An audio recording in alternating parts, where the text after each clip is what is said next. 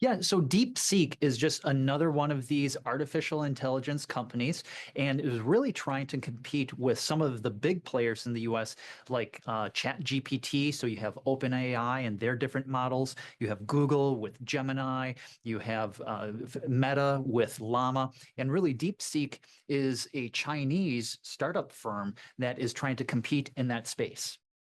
Two sides of the Blackwell chip have no clue which side they're on.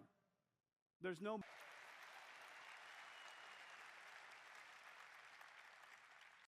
It is one of the things that I think people are really wondering is a company like Nvidia, where they were viewed as almost having a monopoly or a really, really strong moat around the whole chip and artificial intelligence ecosystem, that maybe that moat isn't quite as strong as what people originally thought. That could be why their stock is down. I think the jury is still out, see if whether or not all the data that we have so far can actually be validated. But it does suggest that maybe we don't need to throw tens of billions of dollars at these issues in order to develop something that's usable for the general public and for industry.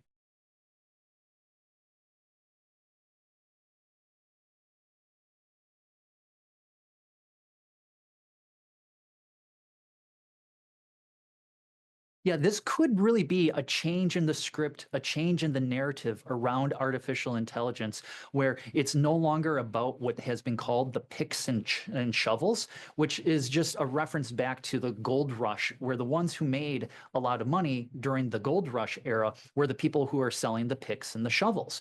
And so far with artificial intelligence, that was like Nvidia, as far as with the chips that they were selling, and maybe even the data center providers. Now it's moved on from the picks and the shovels more to perhaps the refiners and the jewelers in that narrative, where it's more about what's the actual use case of the technology. So perhaps this does show that smaller companies will be able to compete in that space, and it's going to shift the narrative away from picks and shovels more to the refiners and the jewelers of artificial intelligence.